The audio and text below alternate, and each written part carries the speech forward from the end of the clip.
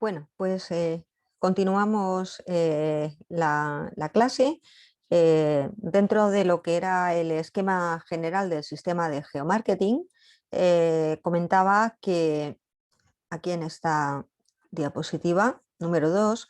Bueno, pues habíamos visto que para tratar los datos externos e internos es muy importante tener los datos geocodificados y queremos poderlos poner sobre mapa, ¿no? Que es la expresión, ¿no? que es adecuada en este sentido, además de, por supuesto, todo lo que es habitual en un tratamiento de datos. Que también es importante la cartografía digital, pero bueno, habéis podido comprobar que la cartografía en muchos portales de datos abiertos vaya unida a lo que son los datos normales y por tanto, pues bueno, no es algo que haya que buscar aparte, ¿no? Aunque si fuera necesario hay servidores donde uno puede encontrar esa cartografía digital. ¿De acuerdo? Bueno. Algo muy importante dentro de este sistema y dentro de lo que es la cartografía digital es que necesitamos un software que permita manejar esos mapas digitales, ya sea mapas a través de servidores en internet o en la nube bueno, mapas pues que uno tiene a modo de ficheros de manera independiente, ¿no? Entonces, ese software especializado se llama GIS. ¿No? El GIS viene del inglés, Geographic Information System. En lengua española los solemos llamar SIG, Sistemas de Información Geográfica, ¿no? O sea, como sea, los GIS o los GIS, los SIG, como queramos, se trata de un software muy amigable. Tradicionalmente, os he puesto aquí una imagen de cómo eran los GIS hace 20 años, ¿no? Y ya pues eran bastante bonitos, ¿no? Para poder ver el territorio, pero hoy día hablamos de un software pues que es multiplataforma para empezar, no todos, pero hay bastante software libre, ¿vale? El software libre sabéis que, bueno, pues es fantástico porque puede hacer casi lo que hace un software de pago, pero muchas veces es algo inestable. Entonces, bueno, tiene pros y contras. Nosotros vamos a trabajar con dos tipos de software. Software libre, fundamentalmente, y también de pago que llamamos, ¿no? O sea, este software que se comercializa, bueno, a lo mejor hay una parte, sabéis que todos los software que son de pago, pues suelen tener siempre una parte de los mismos que es gratuita, un poco para que piques el anzuelo, por así decirlo, ¿no? Y para mostrar también de lo que son capaces de hacer, es la forma también de que uno vea la conveniencia de pagar pues mucho dinero, ¿no? Estamos hablando de que un GIS potente como ArcGIS, ¿no? Estos GIS de Esri o de Mapinfo, de cualquier otra empresa comercial, lo que es solamente el software, ya no hablo de la cartografía y demás, puede estar en torno a entre 3.000 y 6.000 dólares, claramente, o más, si compras ya módulos añadidos, ¿no? Por tanto, evidentemente es una fuerte inversión, ¿no? Pero ¿para qué sirve todo esto? Si yo junto los datos con el software, ¿no? Con los GIS, en realidad yo lo que puedo hacer con todo esto es lo que se llama el análisis geoespacial, ¿no? O el análisis propiamente de geomarketing, ya de manera más específica, ¿no? Y cuando hablamos de análisis, pues hablamos de estadística y econometría, fundamentalmente.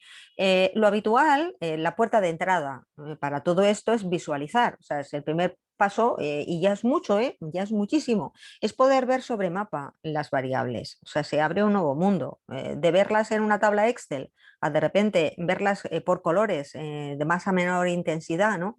Representadas, por ejemplo, cuando hablo de variables me refiero pues a la renta per cápita, me refiero pues al número, pues, por ejemplo, de personas pues, que tienen tal o cual formación, en fin, variables de tipo estadístico, numéricas o susceptibles de ser numéricas y por tanto variables que esto yo no solamente puedo y debo contemplar en tablas, que es lo tradicional, sino que si están geocodificadas debería de poderlas ver sobre mapa. Y es que sobre mapa surgen elementos que no se captan con una tabla. obviamente, ¿no? ¿Qué podemos hacer? No solamente representar, podemos realizar análisis de tipo estadístico gráfico incluso, o sea, es no solo a esto ponerlo sobre mapa, es que incluso yo puedo combinar el mapa con gráficos. Entonces ya es como un añadido, es como en Excel, si yo a la tabla le añado un gráfico, entonces ya la cosa se ilumina, ¿no? Pues aquí imagínate que a la tabla, al mapa, yo a ambas cosas, porque los GIS te permiten ver la tabla, obviamente, es una especie de Excel, ¿no? Que tienes el software, que es una tabla de doble entrada con la información, ¿no? Bueno, pues como digo, imagínate que le puedes añadir un gráfico, ¿no? Y que todo eso además interactúa. La riqueza de información se multiplica, es muy grande, ¿no? Pero es que yo además puedo aplicar lo que son los métodos tradicionales. Habrá que hacer cambios, habrá que ver que el espacio no es lo mismo pues, que una serie de corte transversal o una serie temporal, ¿no? Aquellos que hemos trabajado, por ejemplo, cuando estudiamos en nuestra licenciatura, en nuestros estudios de pregrado, de posgrado, series temporales, por ejemplo, es muy propio del mundo económico, ya está del mundo empresarial, pues para predecir las ventas y demás. Hay muchos paralelismos porque muchas de las herramientas estadísticas que se han creado para los datos espaciales proceden de las series temporales, pero vamos a ver que hay unas diferencias muy importantes. Pero bueno, sea con algunos cambios o como queráis, yo voy a poder hacer análisis de correlación entre variables, sí, y ver las correlaciones y ver sobre mapas qué, no sé, por ejemplo, regiones o qué países, dependiendo del tipo de información que esté representando o qué empresas, ¿no? Si tengo representadas las empresas a modo de puntos, como veíamos antes, pues con las empresas en la ciudad de Temuco, ¿no? Pues esto, pues qué empresas, no sé, pues la correlación es más fuerte o menos fuerte, o tienen este valor o tienen este otro, es lo interesante. Incluso puedo hacer análisis de regresión y ver, por ejemplo, un análisis de impactos, ¿no? Lo que sería utilizar un modelo econométrico y saber, por ejemplo, incrementos unitarios en una variable explicativa X, qué impacto puede tener sobre la Y, también se puede hacer, ¿no? No todos los software, obviamente. Yo voy a proponeros un software específico para hacer análisis, ¿no? Que es Geoda. Y no solo para hacer análisis, también Geoda permite, aunque no es tan potente como otro software que haya por ahí en el mercado, permite hacer también toda la primera parte de normalización, de sistematización de datos, ¿no? Muchas veces cuando se trabaja a este nivel, cuando se trabaja pues, haciendo estudios de mercado, pues si habéis usado SPSS, muchos sabéis que este paquete informático es muy fuerte, muy potente. Pero hay a quien le gusta primero trabajar con la información en Excel, prepararla, dejarla ya depurada, limpia. Excel es como más directo y también más versátil, ¿no? Para según qué acciones. Y luego, una vez que ya está preparada para todo lo que es modelización, representación, etcétera, se vuelca sobre un software estadístico más especializado, como puede ser SPSS o como puede ser Econometric View, si hay alguien aquí que haya estudiado econometría, o Gretel, o en este caso Geoda. Entonces, no es raro, y nosotros también a lo mejor en algún momento pues utilizamos Excel como complemento, dado que es un software pues, que es como el primer paso para lo que es el análisis de datos, ¿no? Pero al final pues es verdad que necesitamos algún tipo de software específico, ¿no? Como por ejemplo pues son estos GIS, y que el software específico te permita añadirle, por eso es el más, ¿no? El análisis exploratorio de datos, ¿no? De datos espaciales, que llamamos AED, ¿no? En inglés se llama ESDA, pues que es Exploratory Spatial Data Analysis, bueno, AED en lengua española, y si tú le puedes añadir análisis econométrico más avanzado, como el análisis de regresión, pues ya es perfecto, porque entonces puedo hacer, pues esto, relaciones a nivel cuantitativo entre variables e incluso otro tipo de operaciones que permite el análisis de regresión, ¿no? Como veremos más adelante, como por ejemplo hacer ejercicios de predicción o estimación a nivel espacial, ¿no? Es uno de los métodos utilizados. Entonces, la verdad es que Geoda, en ese sentido, es un software libre, ¿no? Pero está mejorando mucho en los últimos años y es muy, muy potente para hacer este tipo de cosas, como vais a ver, ¿no? Siendo un software bastante sencillo, o sea, no estamos hablando de un gran GIS, ni mucho menos, ¿no? Geoda es algo, no llega a ser un GIS. Por eso os decía antes, ¿no? Que también vamos a ver lo que es un GIS, entre comillas, de verdad, ¿vale? Que lo veremos con ArcGIS más bien hacia el final, ya en las últimas semanas, ¿no? Bueno, entonces, ¿en qué consiste este tipo de análisis? Bueno, estas imágenes son un poquito antiguas, pero bueno, no importa, me sirve para ilustrar lo que yo quiero decir. Es lo que os comentaba antes, o sea, si yo tengo el mapa, por ejemplo, y algún tipo de análisis estadístico, como pone aquí, ¿no? Que es utilizar pues un mapa a partir del diagrama de dispersión de Morán, que ya veremos lo que es, ¿no? Y yo lo que represento es la renta per cápita en España. Este es el mapa de España, de las provincias españolas, ¿no? Yo podría, con ayuda complementaria de un diagrama de caja, del famoso box plot, ¿no? Que algunos pues seguro que habéis utilizado, pues identificar aquellos valores de la renta per cápita que son los más elevados. En este caso no hay ningún valor fuera de los límites de la caja, es decir, no tenemos, estas son las provincias españolas, ninguna provincia que destaque por ser súper rica o por ser súper pobre con respecto al resto, ¿no? Es decir, la renta per cápita en nuestro país está bastante bien repartida, dentro de que, evidentemente, si yo señalo, siempre habrá quien sea más rico y quien sea más pobre, ¿no? Pues son datos muy antiguos del año 99, ¿vale? Pero no importa, si yo señalo estas dos provincias, la verdad es que esto se mantiene. Aunque yo buscara ahora información del año 2020, ¿verdad? Más actualizada, las provincias más ricas seguirían siendo prácticamente las mismas, provincias del País Vasco y de Cataluña, ¿no? Que es la zona son las zonas más ricas. Yo por eso siempre digo yo que son, al menos en mi país, son las que se quieren hacer independientes, no porque estén dominadas o juzgadas o machacadas por el resto del país, sino porque son las más ricas, ¿no? Aquí lo estamos viendo, en la zona norte esto sería el País Vasco y Navarra, y esto sería provincias que están cerca de Barcelona. La provincia de Barcelona no queda destacada, tampoco queda la provincia de Madrid, porque hay mucha clase trabajadora y entonces al final hace que los datos medios sean muy elevados, pero no tan súper elevados, ¿no? Pero lo importante aquí, independientemente de bueno, una interpretación de los resultados, es, por un lado, ver lo que yo puedo hacer con ayuda de un mapa. Bueno, la tabla de datos también se podría ver, por supuesto, pero ya tan solo con el mapa y con un diagrama, yo ya puedo contar una historia, ya estoy contándoos aquí una historia, el separatismo, ¿vale? Estas cosas son importantes, bueno, según para qué, evidentemente, o sea, ya si están tus jefes ahí poniendo cara muy seria porque quieren que vayas al grano, pues céntrate. Pese a todo, incluso cuando tengas que ir pues directamente al grano o al punto importante, ¿no? Sí que conviene contar, o sea, explicar, ya lo hablaremos, ¿no? Explicar los resultados a modo de historia. Yo creo que esto es algo que hoy día a nivel de empresa está muy extendido. En general en el mundo, pues al final se habla hoy del relato. Yo creo que esto es importante, vender un buen relato, ¿no? Y a ser posible que sea verdad, ¿vale?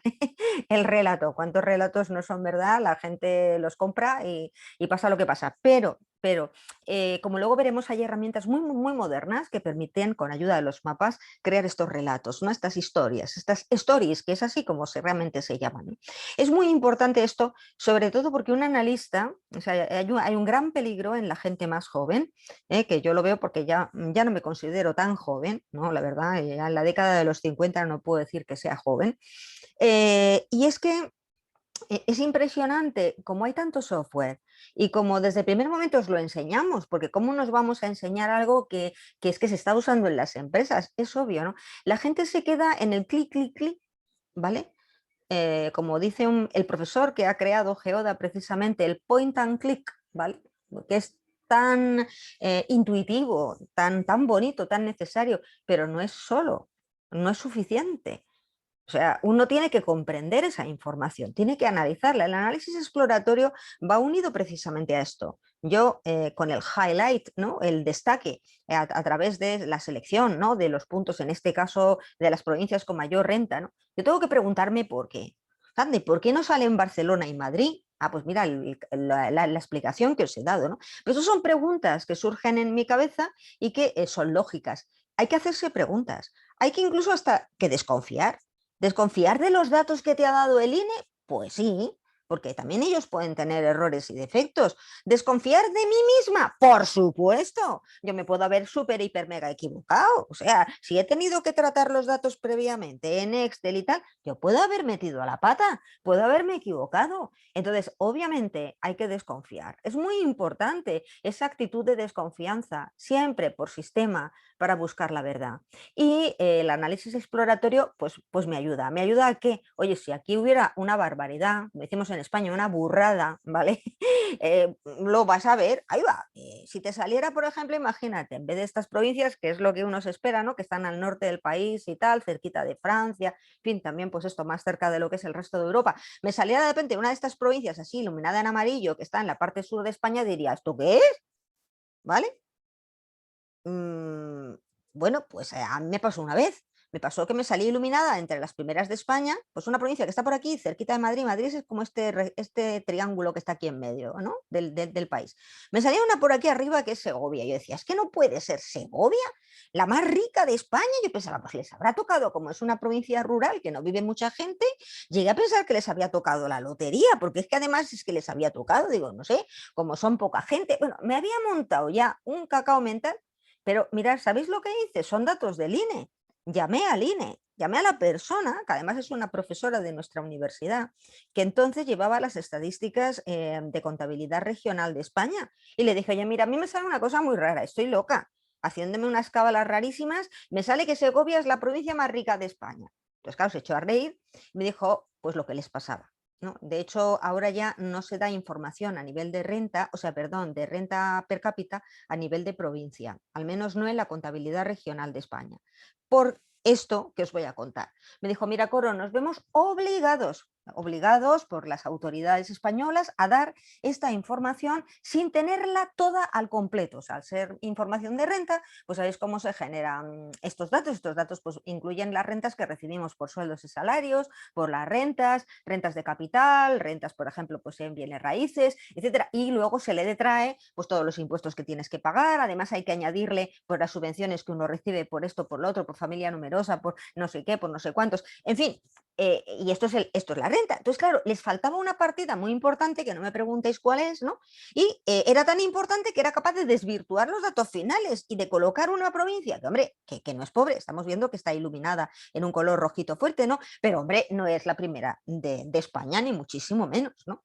Oye, pues el INE se equivocó, no, en este caso no se equivocó, pero evidentemente había una razón, se veían obligados, lo advertían en no sé qué esquina de los metadatos, ¿no? Que es muy importante leerse los metadatos para poder interpretar estos resultados, ¿no? Esto es fundamental, el análisis exploratorio, aunque solo sea para detectar errores, es clave, ¿no? Y Geoda lo hace muy bien. Vamos a ver que hay distintos métodos. Bueno, yo pongo el diagrama de caja y el mapa porque es como muy, muy clásico, casi casi la puerta de entrada, ¿no?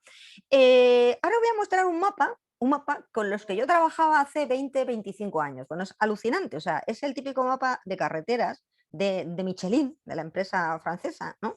Y era el mapa con el que yo, cuando entré a trabajar como becaria, ¿no?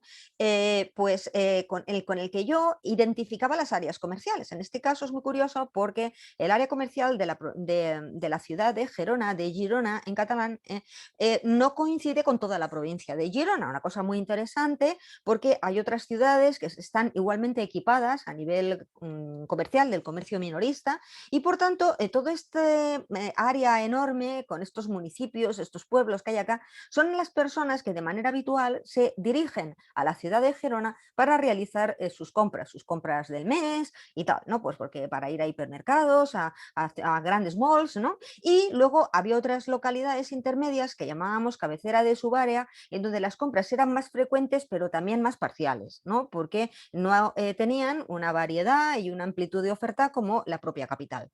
Bueno, pues si os estáis dando cuenta, lo que hacíamos era una línea recta y dibujarlo a modo pues como de bueno, yo lo que usé era un rotulador directamente, ¿no? Y con un rotulador pues dibujaba el área comercial, ¿no? O sea, alguno se reirá, dirá, pero bueno, ¿cómo es posible en hacer estas cosas? Bueno, es que eso, estoy hablando de hace 20, 25 años, no teníamos otra manera de hacerlo. Yo recuerdo que en ese tiempo es cuando yo hice el primer curso de sistemas de información geográfica, ¿no? Que bueno, ya os lo contaré en algún momento, fue también dantesco, ¿no? O sea, porque no era lo que yo esperaba, ¿no? Realmente a mí hasta que yo llegué a comprender cómo funcionaba un GIS pasó un tiempo, ¿no? Porque claro, evidentemente dibujar estas cosas así con flechas y tal es muy anacrónico. Si hoy, por ejemplo, pido un análisis de áreas comerciales, bueno, los modelos matemáticos son bastante complejos, pero los modelos más sencillitos, mirar, las cosas que hacen son cosas como esta, ¿vale? Esto está hecho con un moderno GIS y estos son áreas comerciales y como veis son como lo que se llaman buffers, ¿no? Y lo que están representando en un color más fuerte es lo que se llama en marketing lo que es el área primaria, luego estaría en el color amarillito el área secundaria y ya en verde el área terciaria, ¿no? Es decir, dentro de lo que son los clientes de un negocio, ¿no? Pues hombre, normalmente se entiende pues que se trata a lo mejor de varios negocios y que están situados justo más o menos en torno al centro de lo que son las zonas más fuertes, ¿no? De lo que es la zona primaria, que estaría representando a los clientes súper habituales y luego ya según vamos hacia afuera, en círculos concéntricos, pues tendríamos clientes pues menos habituales, ¿no? Y por no hablar pues del moderno análisis de redes. Las redes hoy día pues con internet y demás, todo es una red, ¿no? Internet en su misma palabra lleva la palabra net, que es una red, ¿no? O sea, realmente poder representar de una manera tan bonita, tan visual estas redes, estas comunicaciones, ¿no? Que pueden ser, por ejemplo, comunicaciones pues entre sujetos físicos, pueden ser personas, pueden ser empresas, ¿no? Pueden ser países a nivel geoestratégico. Como estáis viendo, lo que es una maravilla ahora es la visualización. O sea, pasar de un análisis como este, ¿no? que suscita a mí por lo menos, ¿no? Pues mucha ternura, porque me recuerda a mis primeros años, ¿no? A ver cosas tan bonitas como las que ahora podemos hacer. Lo que hemos avanzado muchísimo, muchísimo aquí en este caso es en visualización y en calidad, en la calidad de la imagen, que es una calidad muy grande, muy buena, muy perfecta, ¿no?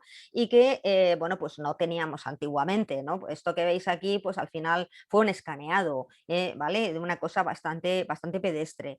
Y, bueno, pues un poco aquí tenemos que caminar, o sea, mi objetivo sería que fuerais capaces de manejar un software que permitiera hacer cosas de este tipo o con una cierta calidad o parecidas, por lo menos, ¿no? Y, pero a la vez con una sensatez. Conmigo yo a lo mejor tardo más de lo que tardan otros compañeros. ¿Por qué? Porque además de mostraros el software y de deciros lo que hace el software y cómo lo hace, a mí me gusta contar la historia que hay detrás. Es que como no contéis la historia que hay detrás, como no os la contéis a vosotros mismos, o dicho de otra manera, como no comprendáis los datos, ¿a dónde vais? Vais a ciegas. Es como ir en un vehículo, ¿no? Y tener unas gafas negras totalmente opacas. O sea, te vas a estrellar, seguro. O sea, uno tiene que comprender los datos. Yo he hecho en falta en la gente más joven esto segundo.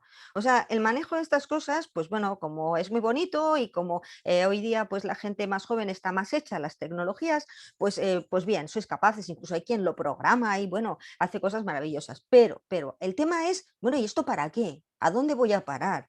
¿No? ¿Qué sentido tiene? Y que es la parte última, ¿no? Si os acordáis, por ejemplo, del sistema de geomarketing, pues esta parte que está aquí al final es la más difícil. Bueno, ya una vez que he hecho todo, ahora hay que hacer un estudio final, ¿no? El estudio de mercado requiere no solamente de, como estáis viendo, de una analítica, sino requiere de un estudio bastante profundo del fenómeno. O sea, si yo, por ejemplo, tengo que analizar el mercado, mi clientela, pues tengo que conocer mi empresa, ¿no? Si llevo muchos años trabajando en la empresa, la conoceré cómo es mi público objetivo, conoceré la historia, conoceré lo que ha pasado, si ha habido cambios en el perfil, por ejemplo, del consumidor, todo este tipo de cosas, ¿no? Pero evidentemente, si yo pertenezco a una empresa consultora y me piden un trabajo así de primeras, de sopetón, como decimos en España, ¿no? O sea, me encuentro con un sector que ni conozco, o sea, lo primero que tengo que hacer es estudiar estudiar ese sector, saber cómo se comporta, saber cuáles son las características de los clientes, saber cuál es su know-how, saber cómo se mueven, en fin, cómo es la competencia, si se trata de hacer un estudio para una empresa en particular,